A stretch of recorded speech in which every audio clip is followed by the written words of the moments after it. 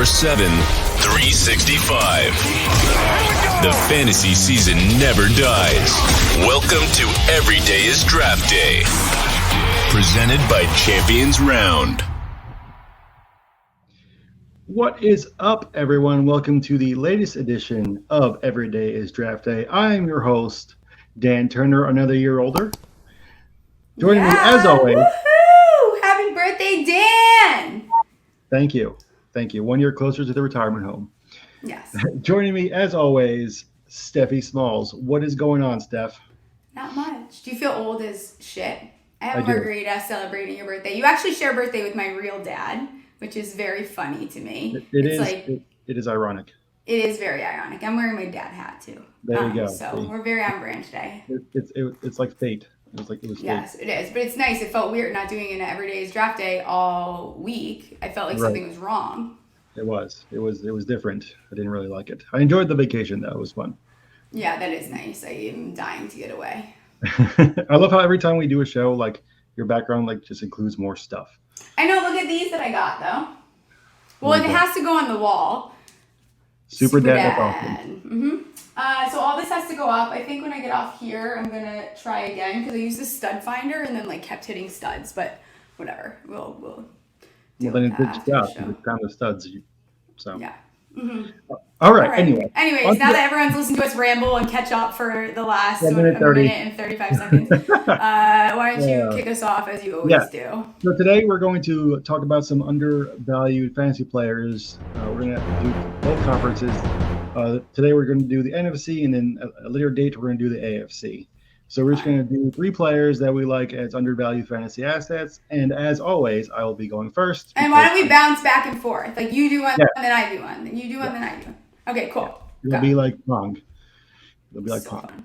All right. So to start off with my first one, we're going to travel to the NFC West. And this is someone that I really enjoyed watching in college. And I thought he had a good landing space. And that's Tyrion Davis-Price, the running back that was drafted in the third round from the San Francisco 49ers. And I know what everyone's saying. San Francisco has a million running backs, and they do. They have Elijah Mitchell, they have Jeff Wilson, Trey Sermon, even JaMychal Hasty still sticking around. I think somewhere around there. But I really like TDP's talent. I think he had 1,000 yards rushing last year at LSU. He didn't have as much hype as some other LSU running backs from the past, like Leonard Fournette. But he did have a solid career there. He absolutely destroyed the University of Florida in the one game. He's a tough physical runner, like a one-cut guy. He has good vision. He's pretty much perfect for the system that San Francisco runs. So I don't think that they would, spend a pick on a guy and then not use him. I think, it'll probably be a timeshare, going on in San Francisco. But I do think, if you're in like the later rounds and need, a dart throw, you could do worse than with him. Well, I don't hate it. I hate San Francisco right now. I think that everything that is coming out of that camp this year, everything that came out of that camp last year, it's just annoying. The off-season talk is annoying. I don't like the backfield. I love that journey for you. I'm staying away from it, but I respect it because we all know how the offense runs. We all know that they love to run the ball. I think people are probably nervous because of what incident last year that when the whole fantasy community was high on who that we don't speak of now.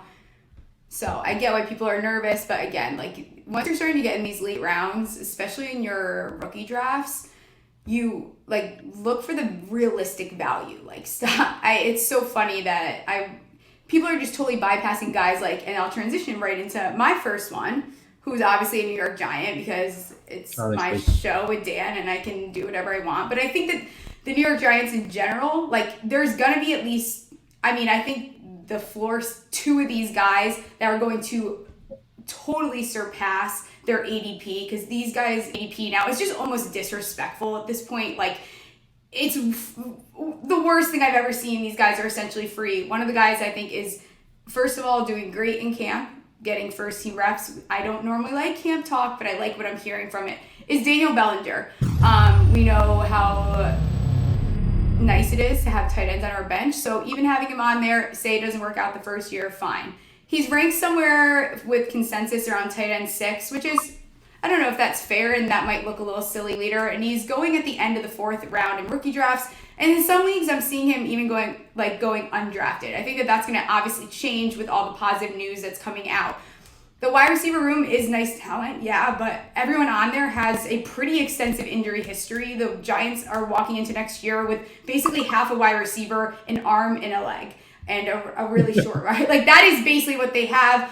They lost Evan Ingram to the Jags. I think that Daniel Bellinger can be, for the Giants, that hybrid player that they wanted Ingram to be beyond his rookie year. He has a lot of the same attributes. I think that he would fit best if they're using him in like a 2 tight end set. We'll see how that goes. Ricky Seals is Ricky Seals. And I like him. It's nothing against him. I don't know that if it's between the two of them, he's going to demand more of the attention. I think that Daniel Bellinger has a real chance here to end up doing extremely well right off the bat. I mean, because this offense has looked sedated now for years, and you're getting these young guys in there, and I think Daniel has a little bit more upside than, Wan'Dale, just because of how history goes with shorter wide receivers. I still think his upside is pretty high. I think the whole Giants team, for the most part, is undervalued at their ADP, and they're worth taking over, a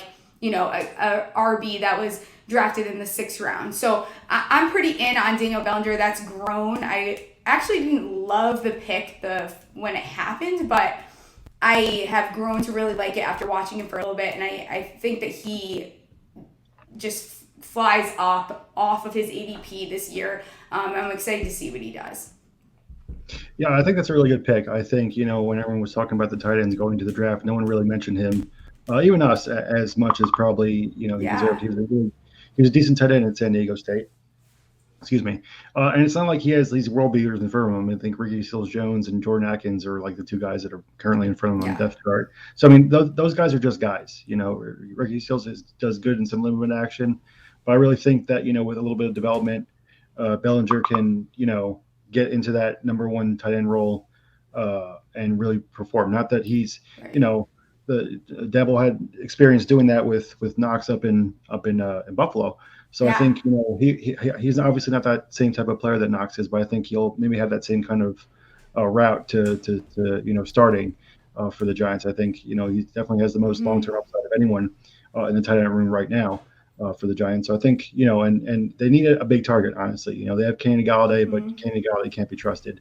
And then they have a bunch of, munchkins, the rest of their wide receiver room. So, so I think you're right, though, with the camp, right? Like, that's a good point. Like, this is a team, like, some teams are going into camp and they're going to have, it's going to be a competition. They have depth out the booty at some spots, like the Browns, right? At running back, like, their depth chart is crazy. This is a team where it's like, the competition at camp is not strong, and especially at the tight end position, because I remember even when they went and it's like they released that last I'm like, that's the last tight end that's on the roster. What's the plan here, guys? Like, Ingram is gone. No matter how much you dislike him, like, there has to be a plan there. And I think we all knew going into the draft that they were going to look to sign someone. I think they took Bellinger to be like a hybrid to bandage a little bit more than just the tight end position. Yeah, absolutely. So I think that's a really good pick by you there. Thanks, Dan. You're so welcome. So for my next one, I'm going to travel to the NFC South. I have to think of it. So this is someone that we talked about a little bit before. Someone that we both really like, and that's Jameis Winston. I think that everyone still kind of holds that Tampa Bay 30-30 season over us a little bit. Tom Payne not being there anymore, everyone's kind of down on the Saints as a whole. We don't know if Alvin Kamara is going to, what's going to happen with him. But people, he was throwing to just a bunch of guys last year. Callaway and Taquan Smith are okay, but they're not anyone that anyone's really afraid of. They didn't really have that good at production out of that tight end spot. But then they went ahead and massively overhauled the entire wide receiver room. Michael Thomas is coming back, hopefully. Hopefully he doesn't hate the Saints anymore and wants to actually play for them. They went out and he definitely hates the Saints. He does. They brought in Jarvis Landry, who is a really good receiver in his own right, and then they drafted Chris Olave. So they went ahead and completely upgraded at all 3 spots, the top spots on the wide receiver depth chart for him. and they're not going to ask him to, throw a billion times like he was doing in Tampa Bay. He only averaged about 23 pass attempts last year for the Saints. I think that that goes up a little bit this year. I think they'll get more production of the tight end room. So I'm not saying he's going to be a top, a QB1 player, but I think he has the potential to have some really good weeks in that system. And someone, if you're in super flex leagues and you wait on a quarterback, he's that perfect target to go get there in the later rounds if you missed out on the top guys. Yeah, for sure. And I totally agree with you. We talked about this, I think the last episode before you went on vacation, is Winston is a great, you should feel very comfortable going in. Like, we're not saying he's a QB1 type guy, but you should be very comfortable walking in with him as QB2. I mean, nothing other than upgrades for that team, especially the passing room, because he had no one. I mean, they were expecting, they couldn't get anything really going with those receivers. And I think if Michael Thomas doesn't come back, which again, I really am starting to feel pretty strongly, if Michael Thomas owners, in my opinion, should be worried at this point. This is, now we're getting this is dragging on too long. It's getting too close. And I think that makes also someone like Olave a little bit undervalued, and now might be the time to also go and get him. So I like that pick. That is a very good one. Thank you, Steph. Well done. Okay, my next one. Everyone knows there's few guys that I think you hear my name and you think of. I'm not going with Daniel Jones. I am going with James Conner. I don't understand. He's one that I don't understand here. His ADP on Sleeper, he's going as RB19. Yeah, I'm not understanding. He finished 31st overall fantasy leader, RB5 last year, and that's only on 15 games, and that's also with Chase Edmonds there in the beginning. Chase Edmonds is gone. Bye. He's out of there. He just signed a 3-year, $21 million contract this offseason, so they're obviously invested in him being that guy in the backfield, which he's shown that he can be. He scored 18 touchdowns in total, third highest in the entire league, 752 yards on 15 TDs on the ground. And yes, is he touchdown dependent? I don't care because he's getting touchdowns. I don't give a shit. Yes, he's touchdown dependent and he's getting the touchdown. So don't argue with me about that. They drafted. Yeah, there's no arguments. Yes, he's touchdown dependent. I don't care because he can get the touchdowns. We saw him be able to do that. He's just undervalued. I mean, where he's getting taken is just, there's no reason that, I think everyone's scared of his health, and I understand that, and we all have that guy for us, and regardless of that, he just has the size, the skill, everything that you want to be the third down back there, to completely command all the attention in that backfield like he's shown us he can do. And if anything, again, it should be more attractive now that Edmonds is gone. They added a Trey McBride, they added Hollywood, they drafted a 6th-round running back, which I don't know for what reason or what historical fact you guys found that a 6th-round running back is going to be a threat in this scenario. That's just bizarre to me. So I really like James Conner still. I'm not reaching for him. I recognize the concerns. I recognize that Arizona has a lot of question marks around it, and I get that. I'm not reaching for him, but at his ADP right now, absolutely. What about, I agree with you for the most part. What about the Cardinals signing Darrell Williams? Does he change your mind at all? Is he Darrell Williams? I don't care. He had some good games for Kansas City. I know he did, and I understand that. Yes. I mean, it could, but even with Chase Edmonds there, if you look at the numbers, James Conner was still, everyone pretends he was just non-existent when Edmonds was there, but it's just simply not true. He still was very productive. They were still using him. He was still involved. And again, he is a third down back, and he's touchdown dependent and gets touchdowns. So again, and everyone knows I'm psychotic about James Conner, and I recognize that. But I'm not jumping off James Conner yet, and it's not happening. Sorry. Get over it, everyone. Not doing it. I don't care. That's awesome. That's a good pick. I really like Conner a lot. I actually drafted him almost by accident in when did draft night out at the Expo last year, and actually ended up taking me to the finals. So thank you for that. So yeah, definitely love him there at a spot. And I don't think that Williams will have the same kind of impact that Edmonds had. So I think Connor even in line to have even more work this year. Yeah, I think he'll have an impact for Arizona. I forget who I was talking about yesterday on a show. Is like he can be impactful. I'm not saying he's not. I was talking about Calvin Austin. That's who it was. Like that doesn't mean they're not gonna. The team isn't gonna benefit from having them there and on the field. I just think that James Conner's fantasy impact is not going to be affected. Right. Yeah. All right. So for my last underrated player, it's someone that we both love. We're the official fan club for this guy. For some reason, he's still not talked about, I think, enough as he should be, and that's Russell Gage. Russell Gage. Russell Gage did a great job in Atlanta without, Calvin Ridley. No one really gives him the credit he deserves because, he was playing with Ridley and Julio Jones, excuse me. But last year, against Tampa Bay, who had an amazing defense that everyone was like gushing over, he caught 11 balls for 130 yards by him. And that was he was the only guy besides rookie Kyle Pitts that was worth a damn in that receiver room. And now he's going to Tampa with the greatest QB ever. He has Mike Evans on the other side to take some pressure off, and he's versatile. He can go outside or go inside the slots. Even when Chris Godwin comes back from his injury, he'll just slide into the third receiver role. And lest we forget, Antonio Brown was still fantasy relevant even as a wide receiver 3 there in Tampa. So I think he's some good upside at wide receiver 2 there now for them.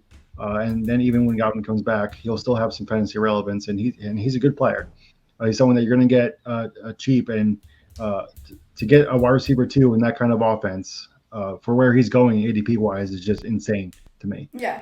Everybody hates him. Everywhere. Yeah. We actually we might be the biggest Russell Gage supporting show ever. I don't think that we had a show at the tail end of last season that his name did not come up. I'm not even kidding you. I think there's a 0% chance we did not mention him every single time. I think you're right. You should almost pay us because we're so supportive. But I agree. And I think also yes, even if Godwin comes back, that's fine because how many weeks of awesome production is there a chance of you getting? I'd rather take that, whatever. I'll figure it out the rest of the weeks if he ends up eating into that. He is obviously a guy that has been undervalued, I think, a while, and he showed that, and he's in a nice situation, and who knows, maybe he starts eating into Godwin's, you don't know. It could very much happen where he's so productive that ends up being one of the guys on that offense. So I think that there's a chance it happens. No, but I think there's a chance that they spread the ball around and they could start using more of a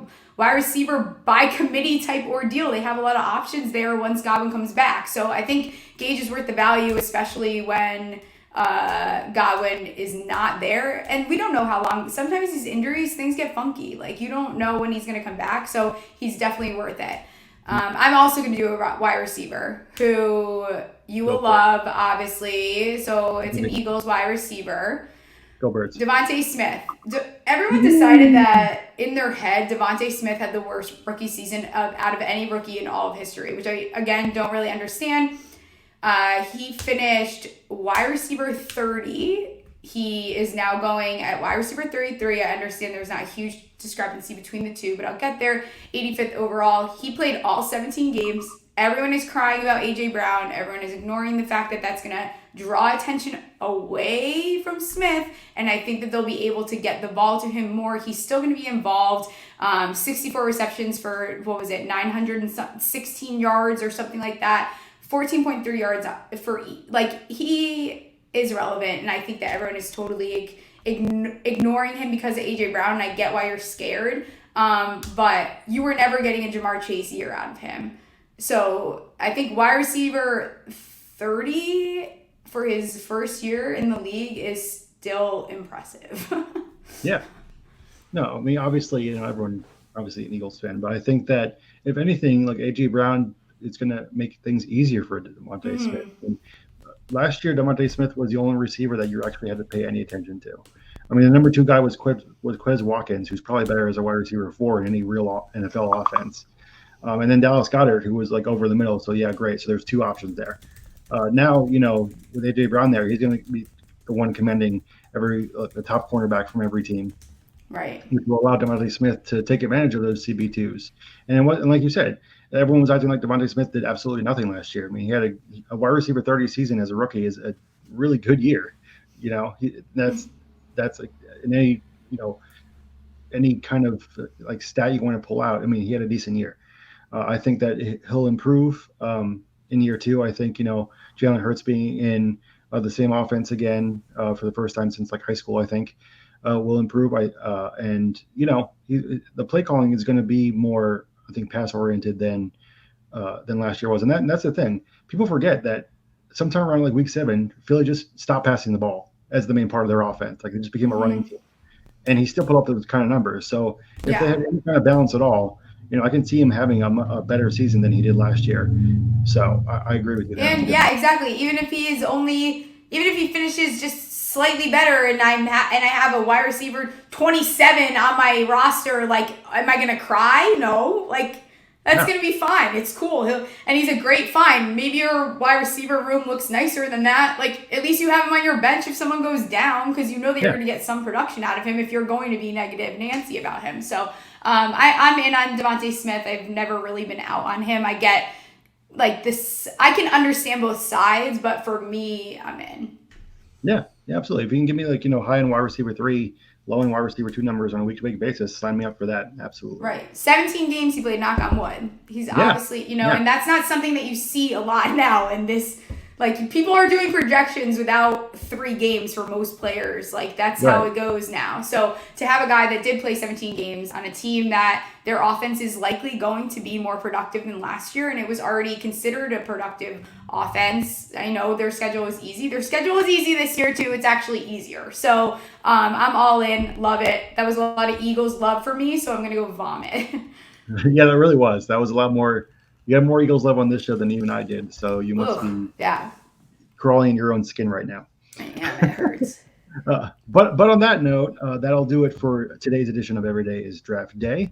I hope you all enjoyed the show. I got some good tips on some undervalued players. Steph, you want to tell them about the stuff that you're up to these days? Yep. 32-team preview is still chugging along. NFC North is done. I took a little bit of a hiatus because Dan was on vacation, even though he has nothing to do with my 32-team preview. I decided I was on vacation too. I just recorded the Steelers episode last night. It was an awesome episode, and there was a lot of some Eagles hate on that show, but that's okay. I was actually not hating on the Eagles. So you will like that episode, Dan, if you haven't checked it out. And then we have Daily Dozen, which is literally so much fun. You guys still have, 4:30? So closes at 7. We have Daily Dozen show every single day. Good stuff happening over there. Go check us out on the Champions Round app. Also, always forget to tell people, in the research section on the app, you can always see what we're up to. Dan's articles, the most recent episodes. If you can't find stuff, like, just go on the app because it's so easy to click that button. I used it the other day to go look at something that Dan wrote, who knows, a while ago. Yeah. Speaking of articles, my article for the NFC came out today to tie in with the show. I'd undervalued a player from every team in the NFC. So that's 16 players for you to choose from. So I think it's a decent article, so you should go check that out. Yes, as well as please join the Discord where we have all our fun news and giveaways and updates, and talk to us, and you can yell at us about stuff, or we lead you the wrong way on a bet. We apologize, but come join us. It's a lot of fun. And my bets, I'm on a heater right now with my bets, so you're actually going to need someone. I'm actually listening to you, so thank you. Woohoo! And everyone go say happy birthday. Yeah. Thank you. I appreciate it. All right. Well, everyone have a great weekend. Enjoy, and we'll see you next week. See you guys. Eagles.